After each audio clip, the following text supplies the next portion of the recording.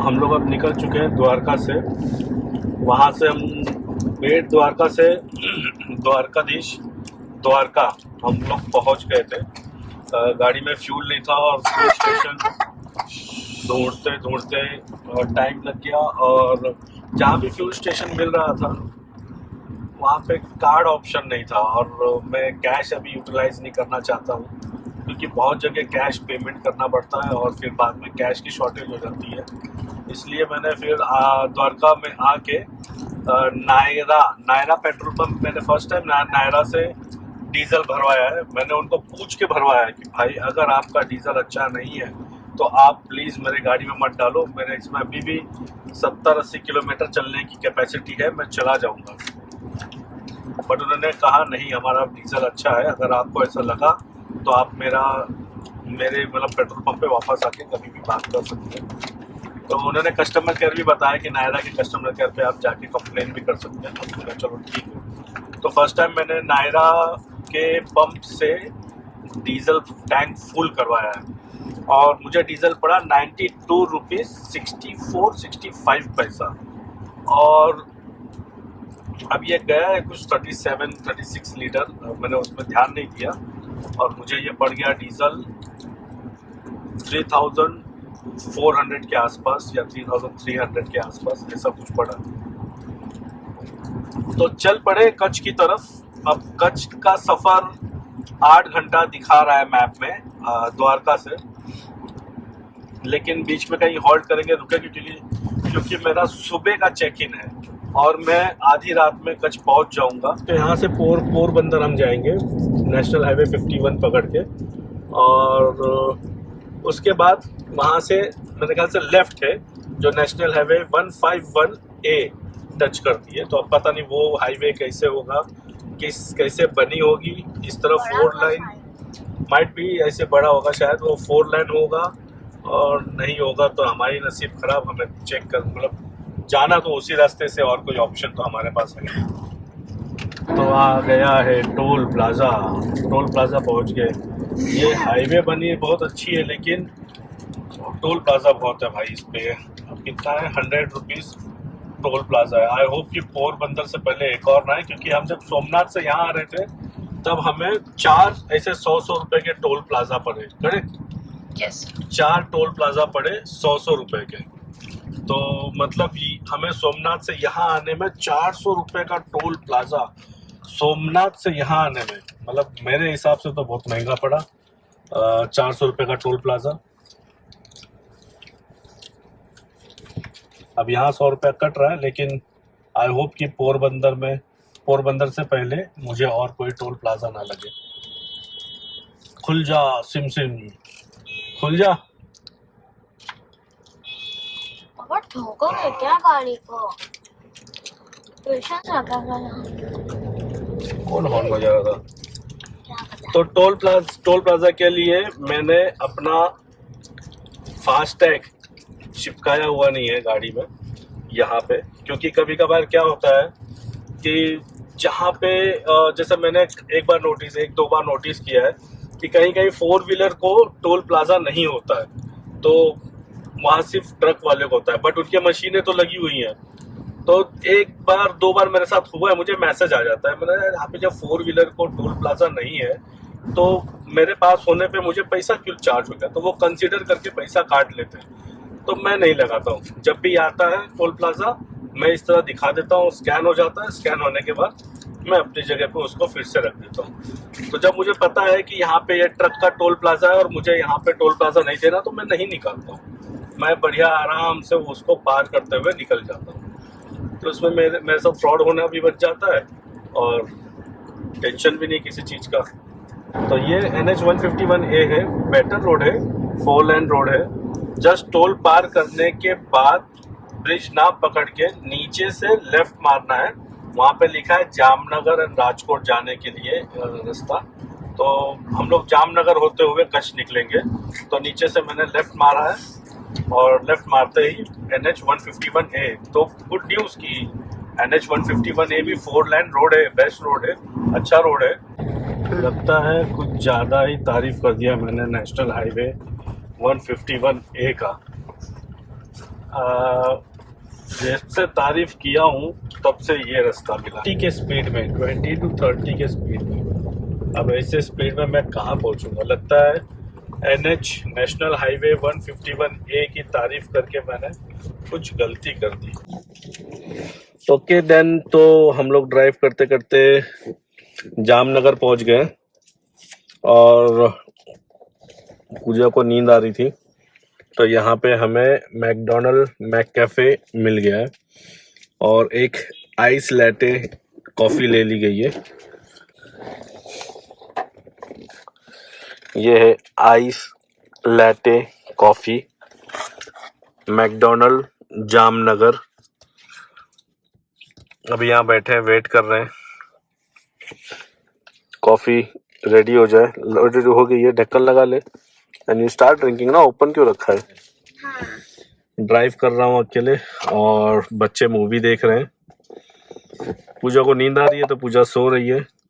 वैसे अगर मैं कंटिन्यूस ड्राइव करूँगा तो 4 आवर्स और यहाँ से दिखा रहा है, तो 3-4 बजे तक पहुँच जाऊँगा रिजॉर्ट।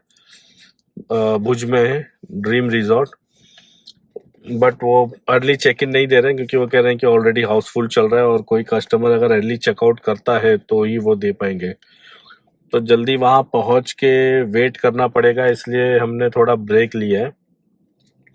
अभी यहाँ से निकलेंगे, देखेंगे आगे जाने के बाद और कोई फूड प्लाजा हो जो ओवरनाइट लेट नाइट चलेगा, या ठीक ठाक ढाबा हो जो लेट नाइट चलेगा, तो वहाँ पे गाड़ी लगा के बच्चे मूवी देखेंगे, थोड़ा रिक्लाइन करके रेस्ट कर लेंगे और जब टाइम हो जाएगा अराउंड 3 o'clock तब हम लोग यहाँ से मूव फॉरवर्ड करेंगे वापस, मतलब फिर आगे जाएंगे भुज की तरफ।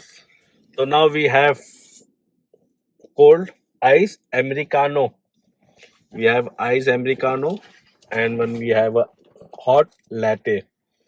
तो कॉफ़ी ख़त्म करते हैं, जर्नी स्टार्ट करते हैं, कंटिन्यू करते हैं वापस, और फिर आगे कोई अच्छा सा ढाबा देख के या फूड प्लाजा देख के थोड़ा रेस्ट करेंगे।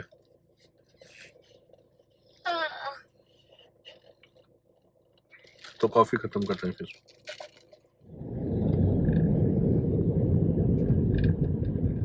ओपन थिएटर है, ऊपर तक थिएटर चले, ओपन थिएटर ही है मुझे लग रहा है। मूवी चल रही है और मुझे लग रहा है ओपन थिएटर है।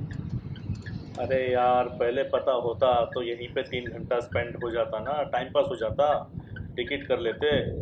अरे पहले पता होता तो हो जाता यार। Drive in cinema open theatre. 3:16 अब मैं पहुंचा हूं प्रॉपर हाईवे पे,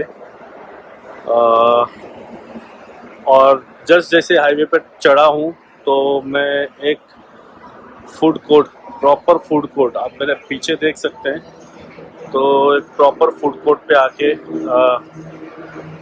टच हुआ हूँ। तो अब जाके प्रॉपर एक फूड कोर्ट पे आके रुका हूँ। ऐसी 2 जगह पे गूगल मुझे ले गया था कि सेकंड वाला रास्ता तो फिर भी मैनेजेबल था, लेकिन फर्स्ट वाला रास्ता इतना हार्ट अटैक वाला था कि मैं बता नहीं सकता हूँ। मुझे उसने हाईवे से एक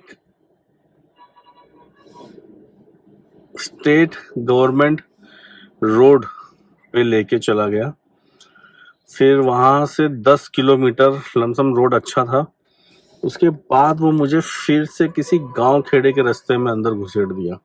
अब मैं इस गूगल के भरोसे मैंने कहा चलो ठीक है, क्योंकि मुझे रूट नहीं पता कि कहाँ जाना है, और मैं हर बार नेशनल हाईवे से ही रन करता हूँ, मैं नेशनल हाईवे का रोड छोड़ता नहीं हूँ अनलेस जब मैं उस डेस्टिनेशन पे पहुँचने वाला हूँ। अगर मुझे रूट नहीं पता तो मैं नेशनल हाईवे छोड़ता नहीं हूँ। तो मुझे जब उसने गली में लेफ्ट मारने को कहा तो पहले मेरे मन में एक सवाल आया, क्या ये रास्ता सही है, लेकिन मुझे ऐसा लगा कि नहीं, ये चलो जाके आगे नेशनल हाईवे पे टच कर रहा है तो हो सकता है कहीं वर्क चालू हो, इसलिए यहाँ से दिखा रहा है। जब मैं उस रूट पे गया, कसम से कह रहा हूँ कि 10 की स्पीड पे ऊपर मैं गाड़ी नहीं चला सकता हूँ, आप इमेजिन नहीं कर सकते हैं कि वो इतना डेंजरस रोड था। बम्पिंग रोड, लेफ्ट साइड जंगल, राइट साइड जंगल, और सिर्फ मेरी फोर व्हीलर मतलब मेरी गाड़ी जाने का रास्ता। और मुझे वो 8 किलोमीटर पार करना था नेशनल हाईवे टच करने के लिए। आप बता नहीं सकता कि इतनी इतनी हवा टाइट हो गई थी, इतनी हवा टाइट हो गई थी कि वो 8 किलोमीटर मेरे लिए 80 किलोमीटर के बराबर काम कर रहा था। लेकिन महादेव का नाम और महादेव का साथ जब है तो कोई नहीं बिगाड़ सकता हमारा। तो इसीलिए भगवान का नाम लेता रहा और आगे बढ़ता चला गया। धीरे धीरे धीरे धीरे वो 8 किलोमीटर भी खत्म हुए। फिर मैं एक नेशनल हाईवे 151A पे टच हुआ, चढ़ गया। और जब उस पे चढ़ा तो देखा उस रोड का काम काफी चालू है, अभी भी चालू है। तो जो लोग भी द्वारका से कच्छ की तरफ आ रहे हैं तो मैं सजेस्ट करूंगा वो बेटर होगा कि द्वारका से जामनगर होते हुए राजकोट वाया वाया राजकोट होते हुए कच्छ आ जाओ। आपको हाईवे टू हाईवे आना है, टॉप टू टॉप आना है, गाड़ी भी एवरेज दे देगी। उसके बदले इस रोड से आओगे तो आपकी गाड़ी भी एवरेज नहीं देगी। शॉर्टकट तो दिखेगा लेकिन शॉर्टकट है नहीं, क्योंकि रोड इतने खराब हैं कि उससे बेटर होगा कि आप हाईवे टू हाईवे आ जाएंगे, वो बेहतर होगा। तो थोड़ी दूर मुझे हाईवे अच्छी मिली, नेशनल हाईवे 151A कुछ देर तक मुझे अच्छी मिली, मुझे अच्छा भी लगा। मैं सोचा चलो ठीक है, मैं इस परेशानी से बाहर आ गया हूँ। फिर कुछ 20-25 किलोमीटर चलने के बाद इसने मुझे फिर से एक और गली के अंदर एंटर करवा दिया। बट ठीक है, वो गली मैनेजेबल थी, वो गली इतनी डरावनी और रिस्की भी नहीं लगी मुझे। बट वो ठीक है, मैनेजेबल थी। तो मेरा कहने का तात्पर्य ये है कि ऑलवेज गूगल पे ट्रस्ट ना करते हुए भले लॉन्ग रूट ले लो, highway to highway long route चले जाओ, लेकिन गूगल शॉर्टकट बता रहा है इसका मतलब ये गूगल वहां से नहीं देख रहा है कि उस रास्ते पे क्या होने वाला है, क्या होगा, या वो रास्ता किस तरह है।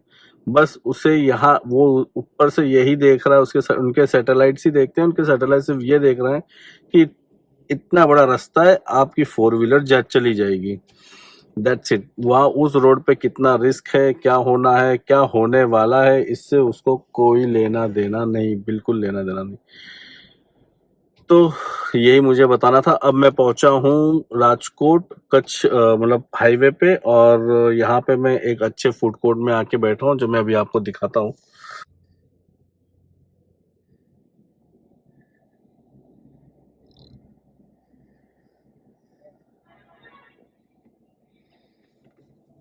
तो अभी यहाँ पे हम कुछ नाश्ता करेंगे, चाय पीऊंगा और रिक्लाइन करके थोड़ी देर के लिए सो जाऊंगा। थोड़ी देर का काफी देर के लिए सोऊंगा, क्योंकि अब ऑलमोस्ट यहाँ से 1.5 घंटे का रास्ता बचा है। यहाँ से 1.5 घंटे का रास्ता बचा है रिजॉर्ट पहुंचने के लिए। तो अब 2-4 घंटे यहीं पे रेस्ट करूंगा। बहुत बड़ा food court, food zone area है, अच्छे अच्छे शॉप्स हैं, और वॉशरूम्स टॉयलेट्स तो जैसे मॉल्स, शॉपिंग मॉल्स में होते हैं वैसे हैं। नीट क्लीन टाइडी, बहुत अच्छा है। तो आराम से फ्रेशन अप भी हो जाएंगे यहाँ पे मॉर्निंग में। अब मैं और रिस्क नहीं लूंगा ये जगह छोड़ने की, तो मैं यहाँ रहूंगा। यहाँ जब मॉर्निंग होगी कुछ 7-8 बजेंगे तब मैं यहाँ से निकलूंगा रिजॉर्ट के लिए। अहमदाबाद में तो वापस खा लेंगे ना इस बार जाएंगे तो होटल के सामने ही है, बाजू में ही है अहमदाबाद में अपना होटल है। वह तो इस्कॉन सर्कल के पास ही तो होटल है। तो हम लोगों ने मंगाया है ये फाफड़ा, ये जिलेबी, और अभी बच्चे तो वहाँ गाड़ी में सो रहे हैं। जब उठेंगे तो पूछेंगे उनसे उनको क्या चाहिए। तब तक हम जिलेबी फाफड़ा का मजा लेते हैं। तो टेस्ट करके देखते हैं कैसा है। है, मस्त है, मस्त है, टेस्ट है।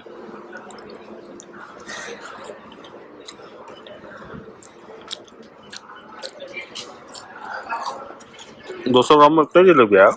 अरे वाह, ठीक है,